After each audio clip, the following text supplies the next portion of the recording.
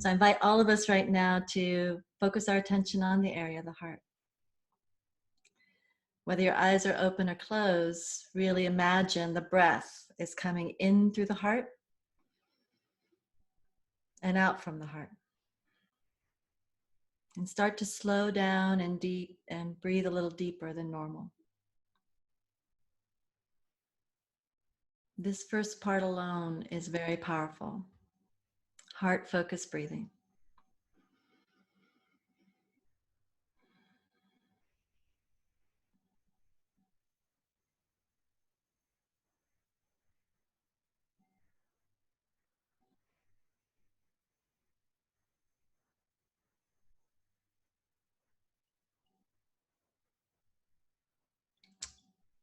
And now make a sincere attempt with each breath to invite a little more inner ease.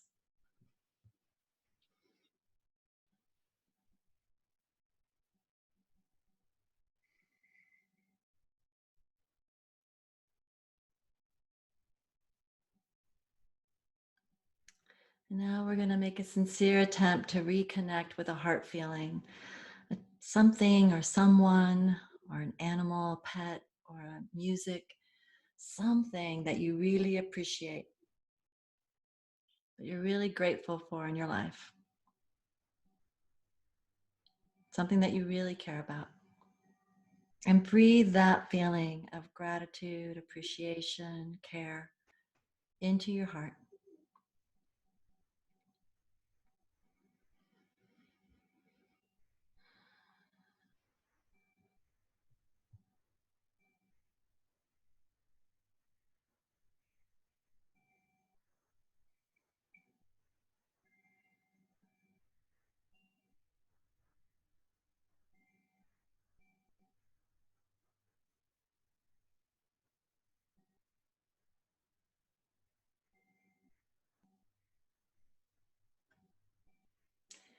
And as you breathe that feeling deeper into your heart, on the exhales, you can send it out, almost like a sun ray coming from your heart or whatever you imagine. Just exhaling it out, you can send it to this call, to the people on this call, or you can send it wherever you want in the world. It's energy and it can go anywhere. But breathe this feeling, this deep heart feeling of gratitude, appreciation, and radiate that out.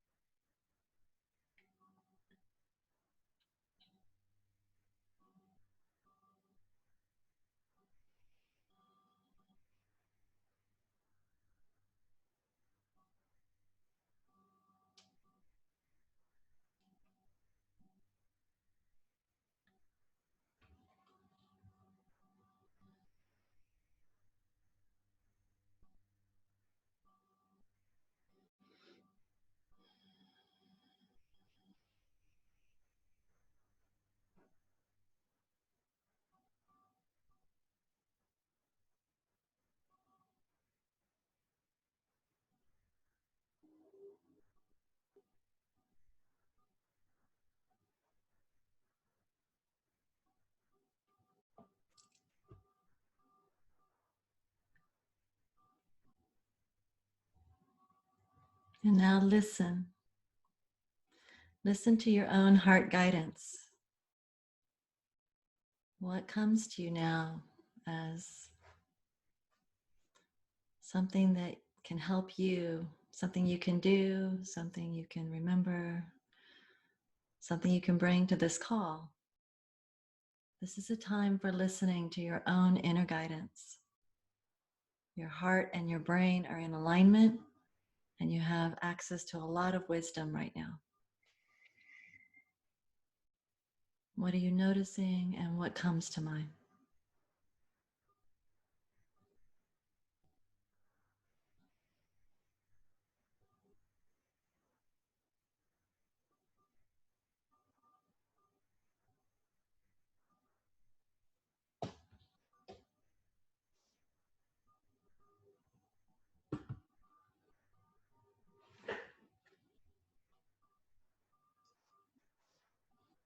Okay.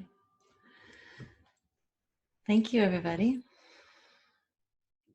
So last week, Kyle presented and talked, and we shared a lot about fear, a lot about how it creates a pattern in our brain and in our body, and that it creates a loop in our thoughts and in our actions that keeps perpetuating and creating more fear. And it was beautiful the way Kyle shared that last week. I know my family and I could relate to that when we talked about it after the call. And I know very, very specifically how fear affects my body. Since I was really little, I used to get sick a lot. And I think it started in reaction to uh, a couple of very significant, profound events in my life. When I was 5 years old, our dad left us and he disappeared for 18 years. Obviously, before he left, there was some fighting. And after he left, there was this uncertainty and sadness. And why is this happening? Questioning. When I was 6 years old, a year later, I was run over by a car. And I was at a crosswalk at a stop sign, ready to cross the street. And I did everything right, but the driver did not. And so that really broke my trust. I literally, for 9 or 10 years, couldn't walk across the street without seeing the lights turn green and every car stopped. Just shaken by that experience. And when I was 7, I was sent overnight to Children's Hospital to get my tonsils out. And at that time, parents couldn't come with us. It was just send your kid off and they're handed over to a stranger in this cold institutional building. By the time I was 8, we had moved about 5 times, single parent with kids, trying to make ends meet, we had always a safe place to stay, but there was a lot of uncertainty, a lot of change. And what do we know about uncertainty and change? We're going through that right now with the coronavirus. It's stressful. And I grew up with a lot of stress. And I know my mother grew up with even more stress because she was processing it as an adult caring for kids. But as a kid, I didn't know how to process it. And so I internalized it. And my mind's response was become hyper vigilant, just like not trust people, try to control the situation, try to make myself safe and everybody else safe, because I couldn't trust it that it would happen on its own. And so I became very pleasing. I wanted to please everybody and I wanted to be the good girl. My body's response, though, was to be hypersensitive. And so I reacted to everything in my environment as an attack. I was super allergic. And so by the time I was 7 years old, I was put on antibiotics, and I needed antibiotics 4 times a year for the next 30 years. That's a lot of years and decades of taking medicine. Um, I don't regret it now because I'm off the drugs now. I'm off the medicine now. I don't have the same allergies now. I've had an amazing healing journey. So therefore, I don't regret how I got here. I know that all that pain and suffering was also buffered by a lot of love and support, and that every challenge I faced opened up new opportunities, learning about going from Western medicine to Eastern medicine, just to find ways to heal my body. And I wrote about my journey in a healing book, in a book that I co-authored with some other wonderful people, and it's called The Courageous Self-Love Journey. And I really do believe that we're all here on a journey to learn to love ourselves and to love each other. And I'm so grateful because my journey has led me to be with all of you here tonight. And I really mean that. It's a beautiful community that you have growing here. The one thing that helped me accelerate my own healing and my spiritual growth was learning how to meditate. And I've been practicing very consistently for 20 years. And meditation and mindfulness practices, they're proven to help make us calmer, smarter, more compassionate. And that's very cool. And that's why I became a mindfulness coach. But I'm here today to talk to you about HeartMath, and HeartMath isn't any of those. And I'm here today to talk to you about HeartMath because they have an amazing resiliency program that is scientifically proven to help us change our inner chaos into inner calm and to make it become our new normal. And that's why this HeartMath group and all the things that I've been learning and discovering this past year have been so profound. So let me share with you and ask you a few questions before I share with you what I came to teach and offer to you. If I told you that it was possible to shift from stress to calm in minutes, would you want to experience that? And if it were possible to get your mind to focus and be crystal clear, even if you have ADHD, if it were possible to get your mind to focus and be crystal clear and have more situational awareness and make better decisions, would you want to experience that? And what if I told you that it's absolutely proven that our mind is programmable and we can become less reactionary, more intentional, more able to shift from anger to compassion with skillful ease? Would you want to have that superpower? And what if I told you that your heart affects your mind more than your mind affects your heart? And so spending more time focused in the heart actually helps you help your whole body and mind harmonize. Would you want to know how to engage your heart that way?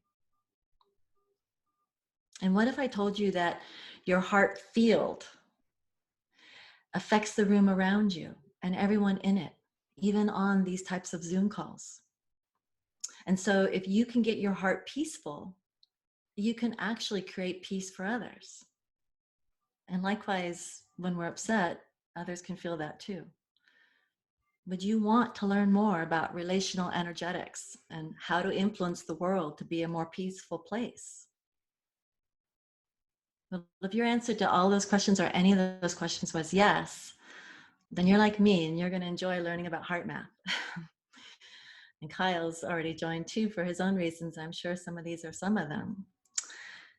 HeartMath has been around for 30 years doing research on the heart just to see what the influence the heart has. And it's through HeartMath that there's a whole field now of cardioneurology. The heart has its own intelligence.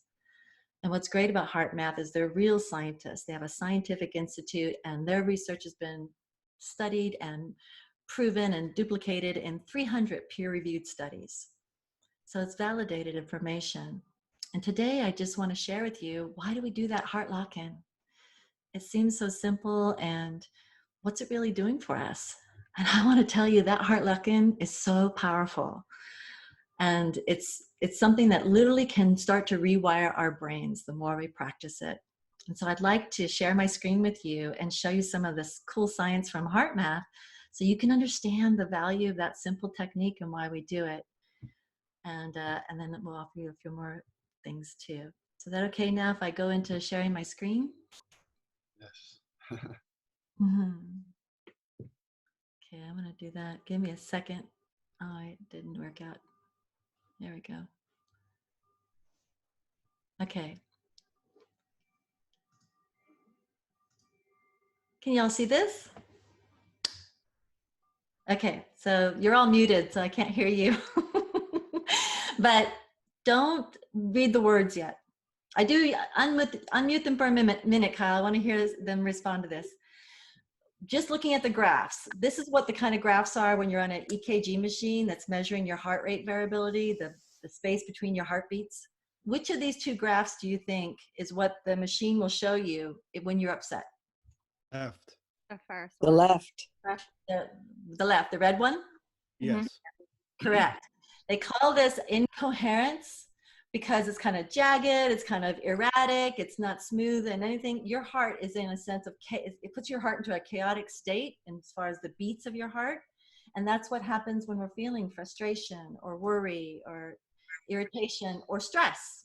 We're doing this. So a lot of us are experiencing a lot of this right now, right? We're all, and even if you're a meditator, you could be calm 1 minute, but then you can get stressed out the next minute. I mean, the heart is responsive to everything you're thinking and feeling. So we're often in an incoherent state. This graph, both these graphs were taken from the same person within a short period of time. The second graph shows when that person was doing the heart locking kind of technique that we're doing, getting into a state of appreciating something that the person appreciated or cared about, and see how the heart rhythm smooths out. This is very powerful, dramatic change. And this is the value of what the HeartMath has brought to the world, is that they found out that the heart actually sends more information to the brain than the brain does to the heart through this special nerve, the vagus nerve. And it goes to these control centers. It goes to the center that controls all the functioning of your whole body and brain, and also the control center of your thinking.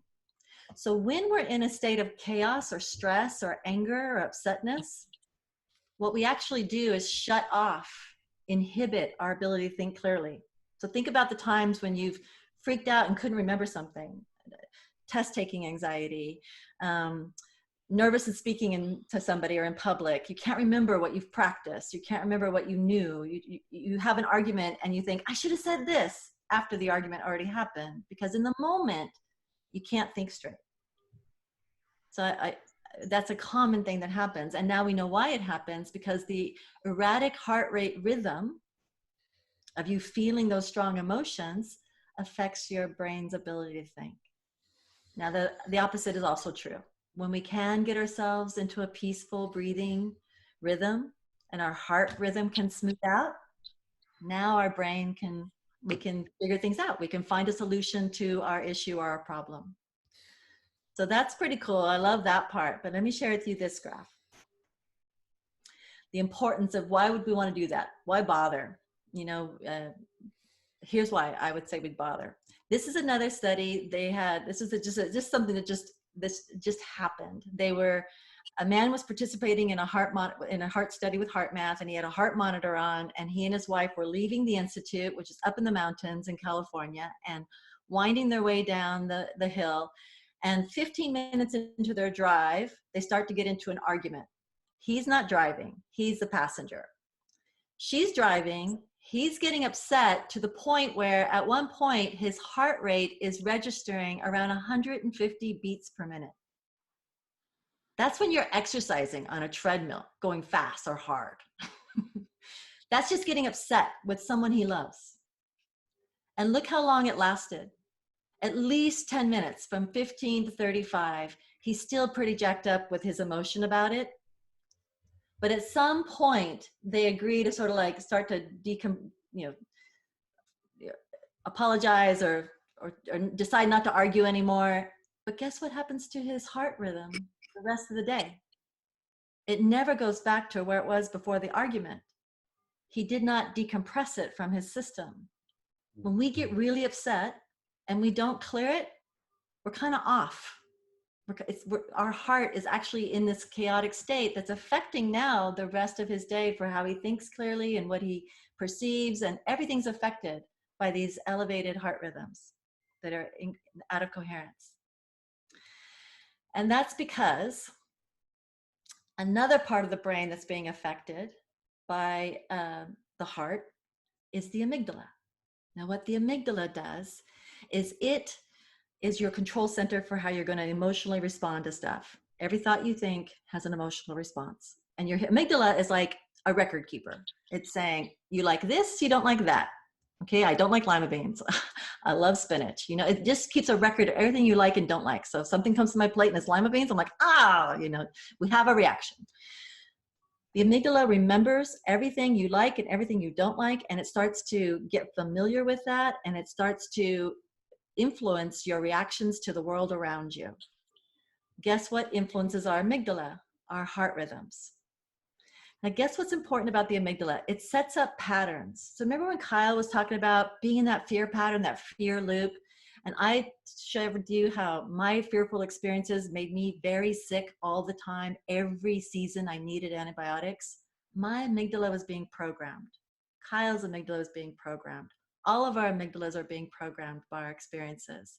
It's why people, when you get addicted to something, it becomes familiar. And even if you want to stop and it's not easy to stop, it's because our amygdala prefers what's familiar to what's new. And so even if we know something we do is not right for us and we want to do something better, it's very hard to change unless you can change the patterning in your brain to be comfortable with that change. And that's why I really love the HeartMath technologies, because just by practicing getting our heart rhythm into this smooth state, we start to change. The amygdala synchronizes with our heart rhythm. When we get our heart into a smooth beating pattern, our amygdala gets into a smooth beating pattern. And then when you add in all the other good stuff that you guys are all practicing on your own ways of how you want to be in the world and the good you want to do for yourself and for others, that becomes your new patterning. So it's through the breathing, through the heart, that we're actually able to change the brain and change patterns. And that's why I'm so excited about the future that I have, and that anybody that I share this with has, is we can change ourselves at the neurological, nervous system, hormonal level, just by focusing on these heart breathing techniques. So let me show you how this was also evidenced in real time. They did a simulation with police officers, real police officers, fake bullets, real actors, very good actors doing a domestic violence scenario. The police officer is sent in, his heart is being monitored. You can see that by the time he gets in to address the angry man, he heard gunshots, fake gunshots, but he addresses the angry man. Look at how his heart spikes up. I mean, you can really appreciate why there's some police violence going on. People, they're just jacked up with a lot of adrenaline, a lot of heart rhythm chaos. He's got all this going on, but it's only within a short amount of time because he's been trained in how to use the tools. So right away, he starts doing just step one of that heart lock-in that we were doing, which is heart-focused breathing. So within 5 minutes, he's already dropped back down. Heart-focused breathing. That's it. And then by the time he gets back to his car, he can do the full technique that we do, the heart lock-in. And guess where his heart rate rhythm is now back to? It's back to where he started. And it's all within just a few minutes. The other man with his wife that did not do any kind of reset or refresh lived with his heart. They know now that your 5 minutes of anger can keep you upset for up to 6 hours in a chaotic state unless you do something to bring in something that makes your heart rhythm smooth out.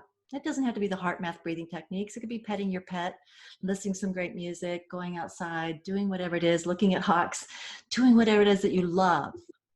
Because that's what's going to get your heart rate rhythm into that smooth pattern.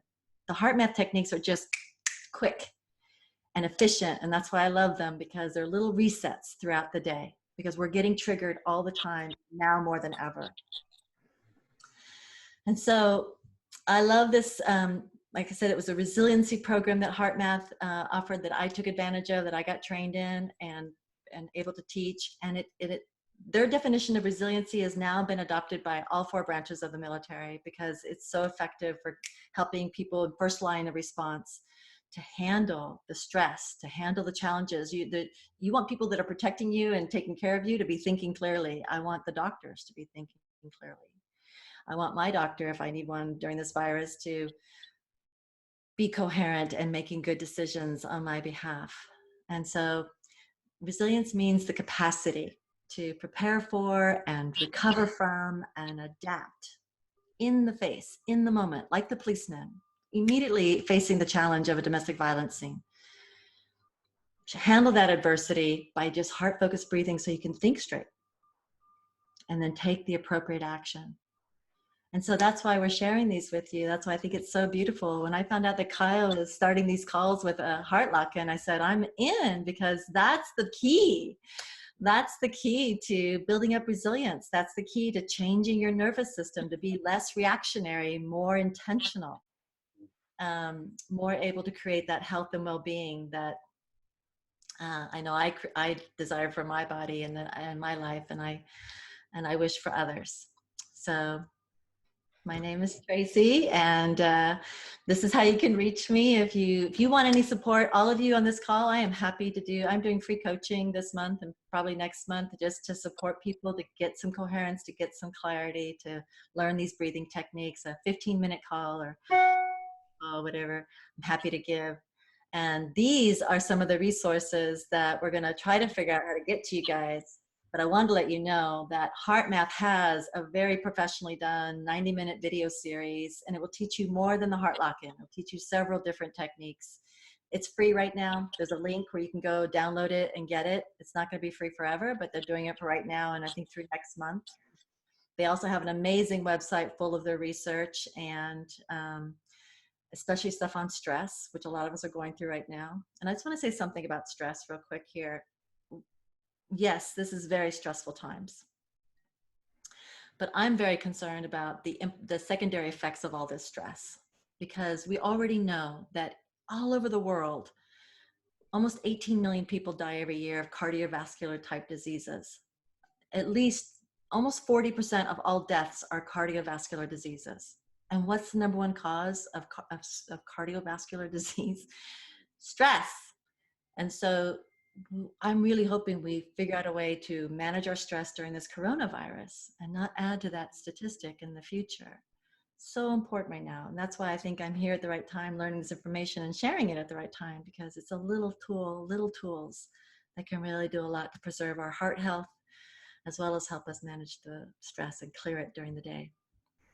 There's some very cool videos, 6-minute videos that the Heart Ambassador Mentor, Sheva Carr, with her husband Robert, have created for medical first-line responders.